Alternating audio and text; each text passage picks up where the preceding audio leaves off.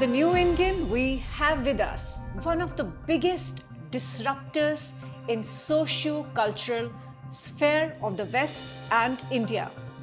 His first book, Breaking India, was an eye-opener about the forces that are hell-bent on breaking India. His latest book, Snakes in the Ganga, is yet another expose of the forces which are closer home. Well, you've guessed it right. That person who did all this and changed the narrative of India in the last decade, we have him with us, Mr. Rajiv Malhotra. Welcome to Reason, the New Indians platform where we get to the reason behind the issues that concern you. Welcome, Mr. Malhotra. Thank you very much. Glad to be here. I'm going to begin this conversation with my observation of your whole body of work. It seems that through your books, you have written almost a dozen books in the last decade. It seems that you are suggesting that the free world, the democratic world that we have known all along, is not really free, that everything is manipulated. The way we understand democracy, the way we understand our free institutions are not really free. Is that a correct assessment that I made of your work? Well, actually, in many ways, absolutely correct. But I think nobody is free in the sense that everybody is a product of their own culture, their own conditioning. So China, which is not a democracy, is also not free. The Islamic world is also not free. They have a certain point of view. And Indians have our point of view. So I feel that every civilization has a claim to being universal, to having the universal truth. So there is no, in my opinion, there is no truly God's eye view, Bhagwan ka perspective, which would be like the absolute, because we're humans and we're conditioned. We're conditioned by our bodies, our history, our geography, where we've been colonized, so we've been conditioned by that. So I'm going to interrupt you there. You said we've been colonized. So did we really have our point of view when we say that all civilizations or all societies have their point of view? Did we have our point of view? So during the colonial era, we lost our point of view as far as government is, the ruling elite is concerned. But there were segments which continued, which is why we're able to revive some of that. But prior to that, we had a long history of a long tradition of internally developed points of view, plural, not just one point of view, but many points of view, which were in constant discussion and discourse with interaction with each other, fought with each other, collaborated with each other. New ideas came, but not from outside, but from within. So we've had a vibrant history of discourse of our own. So at what point did we lose touch with our own point of view? So was it only colonization, or as you revealed in Breaking India book, that even after we became free in 1947, we did not really bring our point of view to the world? Well, firstly, colonization started with the Islamic era. People wrongly think that colonization is just European colonization. There's a Islamic colonization. After all, they imposed their religion, they imposed their language. It became the official language. So, and so much distortion happened that we got colonized. You look at. I'm glad to see women, Indian Hindu women, who don't wear head cover, but this ghungat idea of covering your head, which is very common in Punjab and in Rajasthan, you don't find it in the Vedas, you don't find it in the Ramayana, Mahabharata. You don't find any description of a Devi with this kind of a ghungat, and you don't find it in mandirs today. You don't find only the TV production of Ramayana and Mahabharata has some women wearing that. So that's an example of Islamic colonization. And also a lot of the language, a lot of the Hindi that we speak is actually Urduized and Arabized. A lot of words are from Islamic kind of Persianized also. Persianized, but the Islamic idea is brought into those words, and we unconsciously use them, not knowing that we are talking about an Islamic concept. So we are still colonized by Islam, and we are still colonized by Europe. Those haven't gone away. Well, you see, Nehru's idea of India was essentially that India is a mixture of societies, of cultures, because you now saying that, Islam was also colonization, that was also imperialism. But for a very long time, including our educational institutions, we were taught that we are a beautiful amalgamation, a syncretic culture which has risen out of all these influences, the East and the West, whether it was Islam or Christianity, Buddhism, Jainism, Hinduism, Sikhism. We are this melting pot. But you are specifically saying that India had its own point of view, which was different from Islamic point of view or Christian point of view. Yeah, I think the book, among all the books I've written, the book called Being Different discusses what is different and distinct about Indian civilization. Like there is something very distinct about Islamic civilization, like there is something very distinct about Judeo-Christianity, like there is something very distinct about the Western secular point of view, which is of Greek origin. So there are civilizations with internal cohesiveness and internal consistency, and Indian civilization has had that, including the Buddhist side, including all the different darshanas. There is a common corpus which is very distinctly Indian. There are certain ideas which are very distinctly Indian. For instance, the nature of the self, the nature of reincarnation, the idea of karma, you'll find in every Indian system. There is no, it is in Sikhism, it's in Jainism, it's in Buddhism, it's in all the Hindu stuff. So the idea of there is this causation which we call karma, and this causation goes beyond one life to the next life to the next life. And that's the undercurrent of everything that we're experiencing. Everything that happens is the effect of a prior cause, and everything that you do now is a cause for a future effect. This is so basically Indian. It is not found in the Abrahamic traditions, this kind of a thing. So I would say if you look for what is distinctly Indian, this book Being Different I have gets into that whole book is a discussion on what is distinctly Indian and what is different about it. All right. So coming to your latest book, my impression is that in the first book you took on the West, the Western forces who were running or who were influencing the Dravidian movement and the Dalit movement. And in this book, you are actually calling out the biggest academic institution, the most premier institution in the world, that is Harvard University. And you're basically saying that they are mapping critical race theory on India's caste. I want to understand, is caste not a reality in India? I'm being the devil's advocate here. Yeah, caste is a reality in India, but that doesn't mean that you can map it to race. I mean, it's like somebody has the flu, but that doesn't mean he has COVID. Or somebody has disease X doesn't mean he has disease Y. I'm not calling these things diseases. I'm saying caste is a certain social order which has benefits and which has problems. And there is caste abuse, absolutely. But that doesn't mean that it is racism per se. Race is a separate thing with its own history. So in the case of racism, American racism, blacks were brought from another continent. In the case of Dalits, they were not brought from another continent. They're part of us. So they're not a different race. They've intermingled with us. Also in the case of the whole minority, taking Indian minorities and equating them with sort of blacks, is incorrect. Because blacks never came as conquerors who ruled over the whites. They didn't come and establish like a Mughal empire or a British empire. Here, the minorities are the successors to empires, invaders who came and invaded and set up their empires.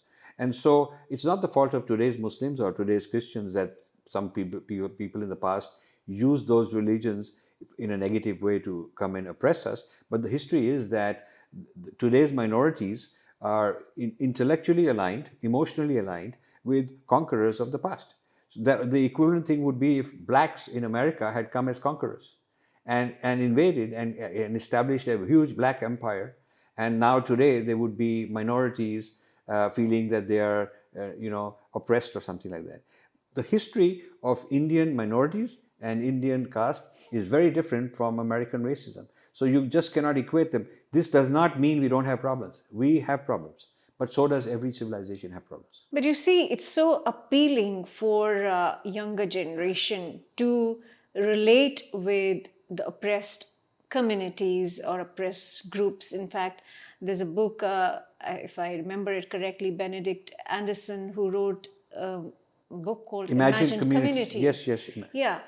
And it's easy to see similarity, it's easy to see connection when you have societies who are oppressed because of either their color or their caste, even if their history or even if their contexts are different, isn't it? How do you counter this whole idea? Because it's so easy for any person who is humane and who has compassion in his heart to feel that sympathy for or similarity with these societies or Yeah, I think we communities. need to have sympathy. We need to absolutely do a lot for those who are oppressed everywhere in the world.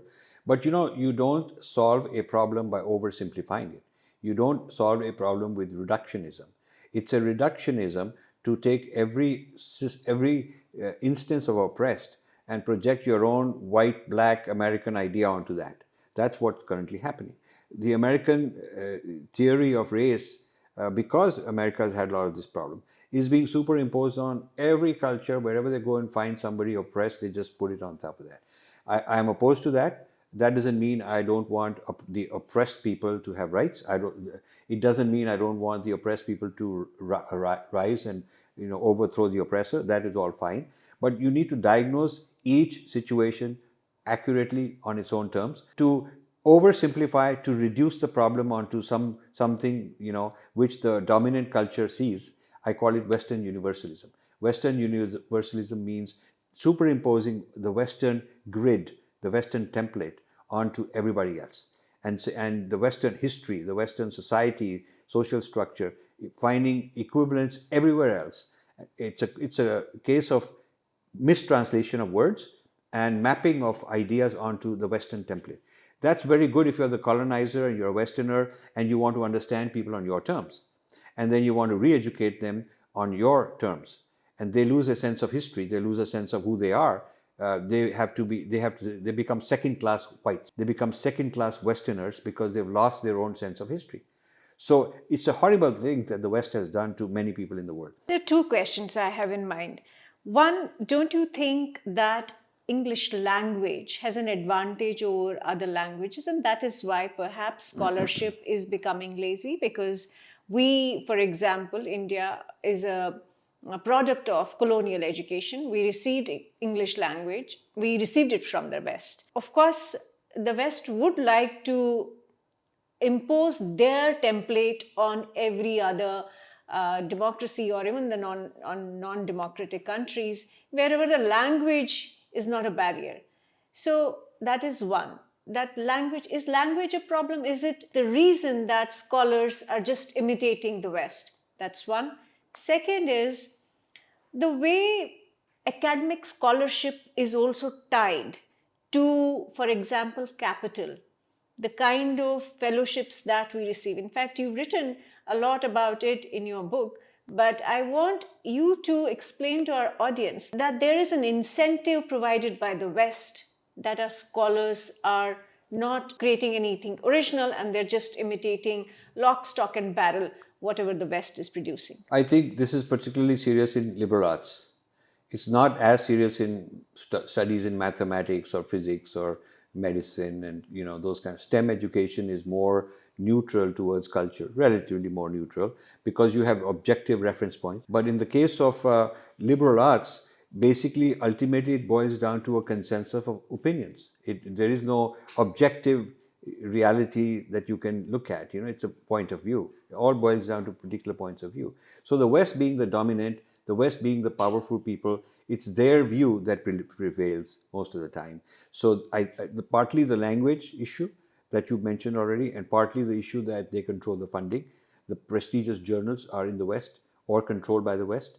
The prestigious committees. So in a way, what you're saying is that India, or for that matter, the rest of the world also, which is non-West, has failed in scholarship, has failed in incentivizing scholarship, Not true. has failed in bringing out their own. Not true universally. Literature. The Chinese have done a very good job.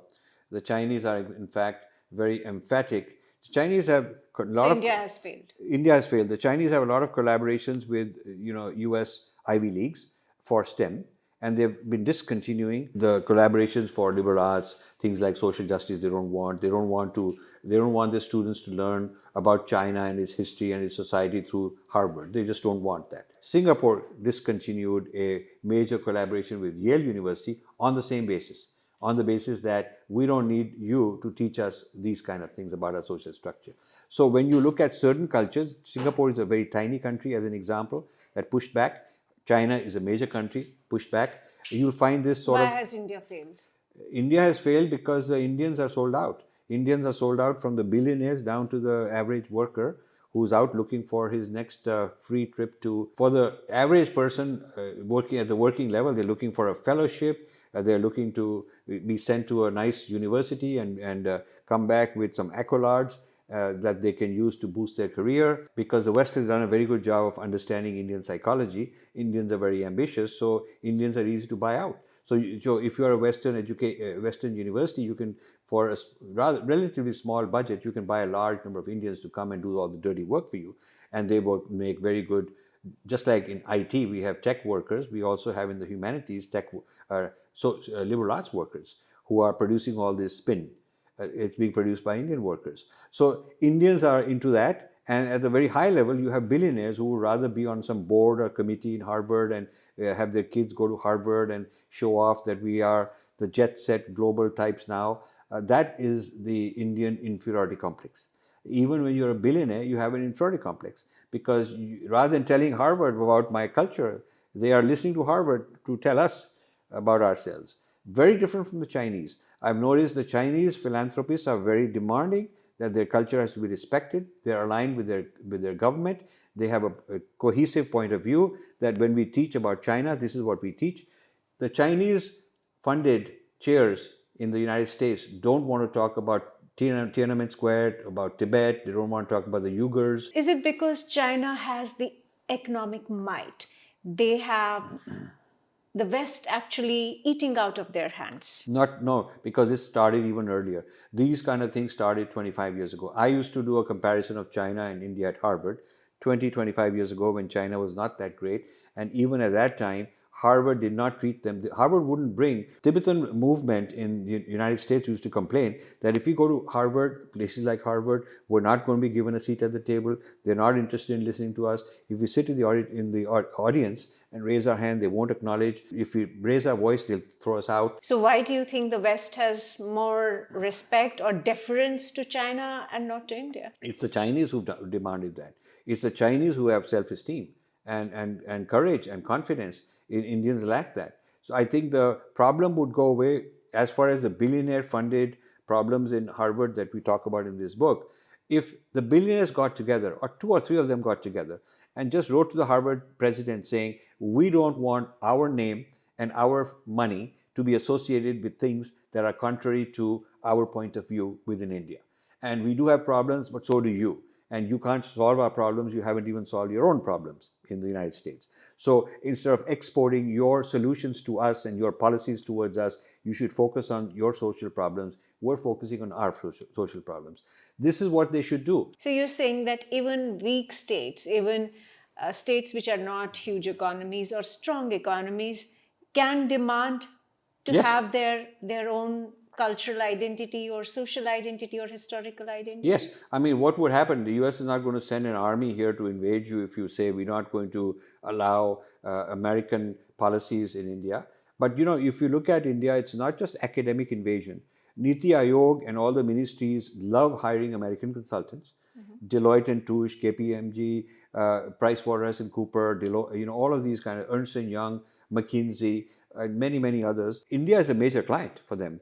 And the reason it's a client is because, when they want a policy, whether it's public health, whether it's about water, whether it's about, economy or, so all of that, including social justice, they are turning to these Western consultants who think it's a great opportunity for them. And these Western consultants hire Indians, so they look like us, but they are working for the American establishment. And so they are given marching orders on what the points of view have to be. A large part of India's policy think tanks, including government mechanisms like the Niti Aayog and ministries, are taking orders, not orders, it's a too strong a word, but let's say they're being inspired by American ideas. Is this a problem which is of this government or the corporations, the contemporary corporations, or has this been a problem of overall Indian society since independence or even before that? The latter.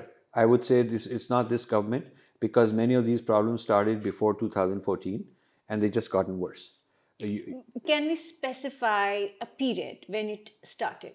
What started this and who was really responsible? Would you pin blame on the political leadership or the public sector? I would say private Rajiv sector? Gandhi. I think Indira Gandhi was very suspicious of Americans. Indira Gandhi would face Nixon and give him a good run for his money, and she didn't want those guys. She got rid of Ford Foundation.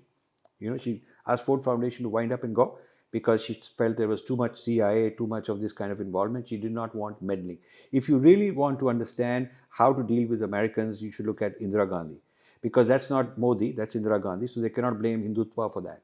Indira Gandhi was very tough on the Americans for this very reason. Now, I don't support her on many things. She was not into enough free enterprise, too control freak and all that stuff. That's bad. But in terms of foreign policy towards United States, she was pretty tough on that. And some of it has to do with the other country, whether they're strong, because the United States respects strong. I mean, they respect, there was a time when somebody did a comparison between India and Pakistan. Of course, that was way back during Ayub Khan's time. And this was a FBI report on, who do you trust more, Nehru or Ayub Khan? And they said this Nehru, he talks this way, then he talks that way, then he's contradicting, he's mixed up, he's muddled, he's weak. But Ayub Khan, whether you agree with him or not, he's firm, he stands straight, he's tall, he's a tough guy. And he's a man of his word, so we can rely on him. This kind of an idea. So they have the West has this idea that assertiveness and being very clear, concrete, consistent is equality. Well, if that was true, then they should have been very respectful of Prime Minister Modi, because Prime Minister Modi is assertive. He stands up for India. But then if you look at the American media, if you look at American academia, as your book reveals, and it is a must read because it reveals how they have actually penetrated every institution in India and they are influencing thinking to India's harm. Yes. So Modi. Why is there no... So Modi is in fact respected a lot more than any prior prime minister in certain segments of the United States. The United States is also a complex country. It's not just one. I would say the military people would rather have an alliance with Modi than with some Indira Gandhi, Nehru, those kind of people, because they're unreliable. They're not they go a bit here, a bit there, and not assertive and straightforward. Even though Jaishankar says, we will not side with you on every issue, but still they respect that, because they respect that assertiveness. It also there has been an Indian wokeism type of thing going on for a long time. The whole Indian left has been breeding similar ideas for a long time. So the recent assaults on Modi, are a very different thing. And this is not America in its traditional, typical strength. This is not the traditional America. This is a very wokist America that is now emerging. And wokeism is a fringe. It used to be a fringe element of the Democratic Party, which has become mainstream, which has taken over power. So what you're essentially saying is America has respect for Islamic civilization. It has respect for the Chinese civilization. Yes.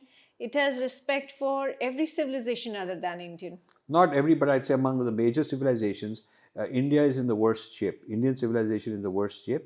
And Indians need to understand that. Now, when you look at hopeless cultural ministry, you look at the Indian consulates and Indian embassies, and you look at the Indian Council of Cultural Relations, which is part of the Ministry of External Affairs, completely useless. I mean, I'm terribly sorry to have to say that, but they're just not competent. They just don't know their job. They have no idea how to project Indian civilization in the foreign world. They think it's about some kind of Qawwali night or some dance performance or some Bollywood evening or food and all that stuff. But the real deep civilizational issues that we're talking about, the Indian government with all its machinery has really done nothing. Not only in the foreign countries, but even in India. Look at the NCERT books, they have not been changed. Look at the teaching, the selection of UPSC, of the administrative people. The exam is still the same. The people who are coaching, they're still teaching Romila Thapar, and you have to read the Hindu, and you have to read all those kind of, extreme leftist weird ideas about India to get into the IS. The bureaucracy is as kind of mixed up about the Hindu origins, Hindu roots, as the previous bureaucracy was. The HRD ministry hasn't done a darn thing. They keep talking about these things. We are living in what the rest of the world is calling the Hindutva period of India. We have a Hindutva government, and we also claim to have this very strong right-wing ecosystem on social media, on media, elsewhere. This is all very contradictory. Right. If what you are saying is correct, then probably we do not have a Hindutva government. Well, we have a Hindutva government in the sense that they have used Hindutva to get votes. So it's a government politically during election time, yeah, they use all that. And they have done emotionally, it's very good work to rebuild Ayodhya. I'm fully for it, and to make some legal changes to the Article 370 and the CAA, and all of that is excellent. So much more needs to be done. And maybe it'll take another 10 years, 20 years, 50 years, but what I'm saying is, in parallel, things could have been done on the civilizational front, certainly on the education front, certainly in terms of ICCR being completely re-engineered to project a different kind of India, training our diplomats on these matters. There are areas like that which have not been done. Do you think that essentially we need a major reform within the bureaucratic selection, within bureaucracy? And also, I want to understand, at some point, do you think Indians are just not even aware about who they are? Well, these are two different things. Yes. One is about bureaucracy, and I certainly think that, yes, bureaucracy hasn't been touched by Modi. In fact, if anything, the PM office has become huge. It's about 1,000 people, unprecedented ever. So he's centralized the bureaucracy, given them more power. And so that's, I think, the idea of reforming bureaucracy, the way you select them and their values and what they have to incorporate, it hasn't happened. Maybe it's happening very slowly. The other thing is, Indians are not even aware of who we are. It's a different thing. It's not just bureaucracy area. It's about families, media, social media. The gurus are teaching Advait, Vedanta and all, and I'm an Advaiti and I have respect for that, but they're not teaching the Kshatriyata. They are not teaching the intellectual Kshatriyata, which is the message of the Mahabharata. So they're not teaching how to do Purva Paksha of others, which means you study others in order to understand them. That's a tradition that India excelled in. Always understanding. But who should be doing this if not the political leadership, if not the bureaucracy, if not the academia and the media? The public systems that we are talking about today were not there, but the gurus and the families were enough to continue the traditions within generations. That hasn't happened. Now, I can see families breaking down is a whole issue by itself, but gurus are very rich. They are multinationals. They've got the technology, they've got millions of followers. There is no excuse why the gurus should stick to just teaching you meditation and yoga. Why haven't they been able to put together the Vedic liberal arts university? Why isn't there? Like we have, Harvard is the center of liberal arts, and from there it goes all over the world.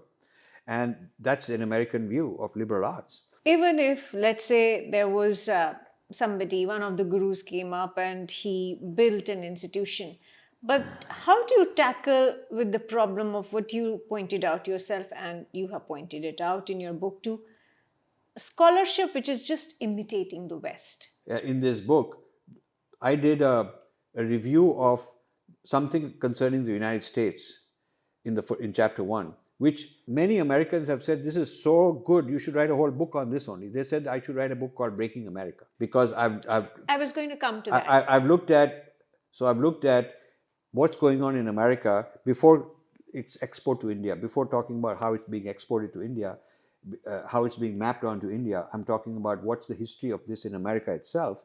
And they found this to be a very good, comprehensive, unique insight into what has happened in the United States. Now, that's rigor, and Indians, most of them don't want to know all that. They just want to know, who do we go after, who do we shout against, which slogan, which petition, is this guy good or bad, and do we put out a tweet against him? This is all reactive and very superficial. And these are people who don't have much attention span. They have few seconds attention span here and there.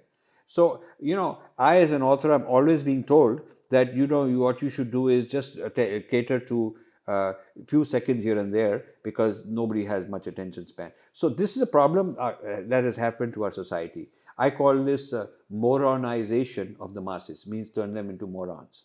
Dumbing down. In my artificial intelligence book, I call it the moronization of the masses, which means the masses are going with the flow, where to go on a holiday, the social media, the ad will tell you what to eat, who to vote for. And now the artificial intelligence algorithms are driving this because you don't even need human beings. You don't need human beings to drive it. Some people have made a policy and put it into these algorithms. The algorithms driving the media. And so our people are extremely vulnerable to that. India has been open to all this. And you're saying that we are vulnerable. We have people who are gullible, people who are not informed, people who do not have any of these skills or critical thinking. Is democracy good for India?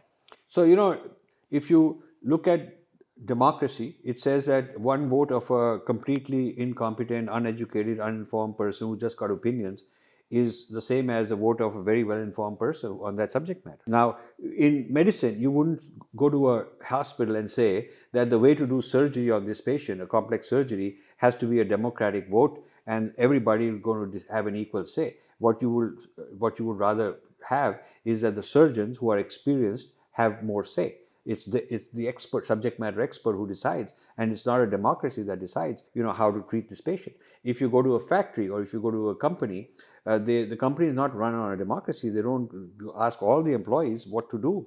The policy is not made based on a democracy. Policy is made by a few people who are subject matter experts.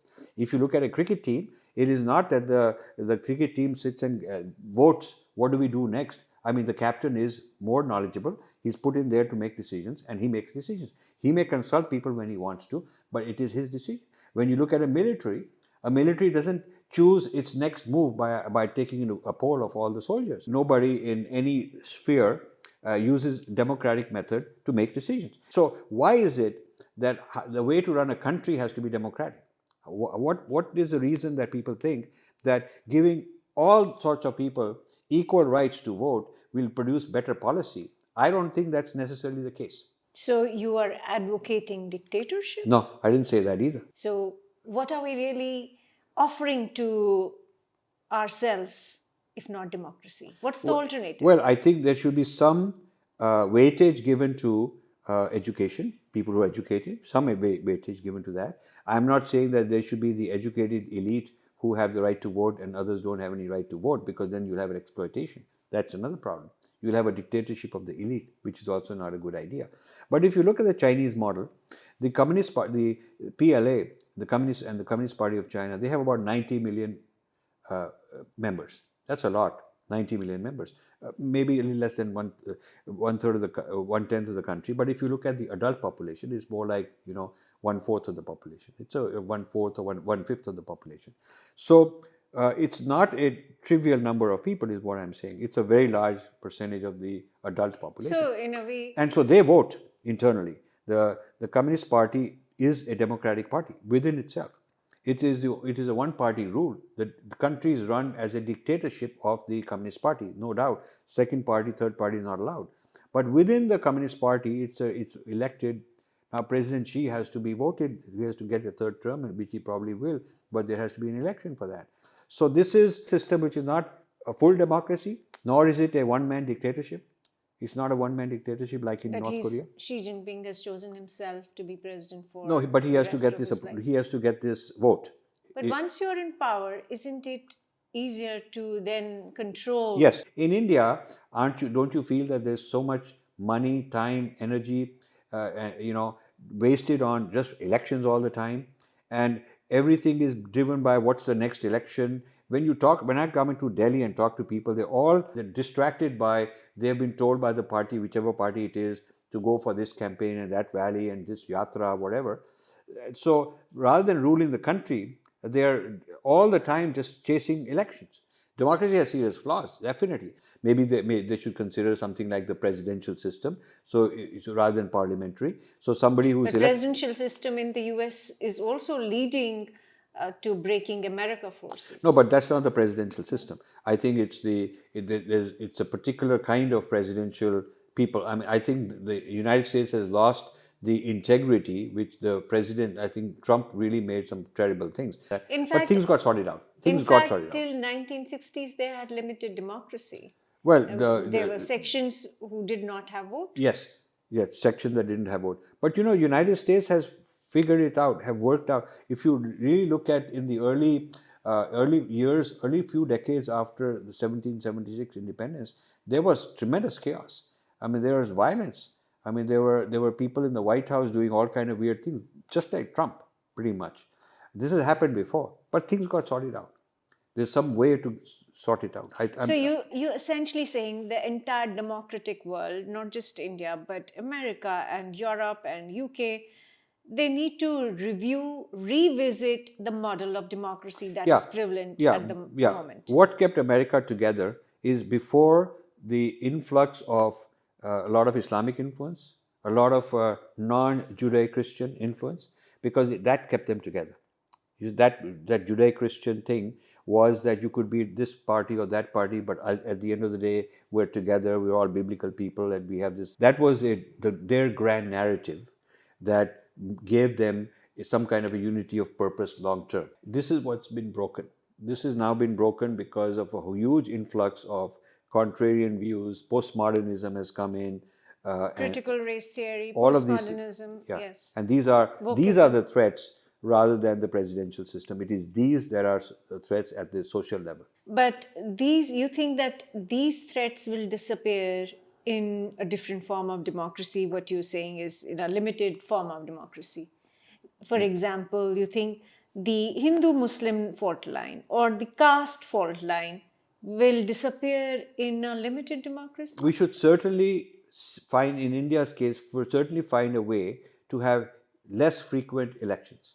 That would be a good first step. And probably also somehow figure out how do you contain this identity politics, which is now being repackaged as critical race theory, critical caste theory, etc., etc. But it's really, they're all going back to the identity politics because there's a vote bank. The problem is that individuals have been grouped into collective identity organizations, which has been there always in the world. People are tribes or jatis or races or religious groups. Groups have existed. Now these groups have been, in Marxism says they are the oppressors and oppressed. So you are the oppressed, and we got to tell you who's the oppressor, and we'll teach you who it is, and you have to fight them. And then these oppressed people are combining with other oppressed people into global unions, global unities. So there's a globalization of oppressed people. And that's what critical race theory and critical caste theory are, that you try and bring together all the so-called oppressed people, and they have to fight all the structures that exist, including the structures of your nation state and your religion and your family structure. All of that has to be rejected because that was built by the oppressors. Everything in society was built by the dominant people. They are the ones who came up with these structures, and these dominant peoples are oppressors.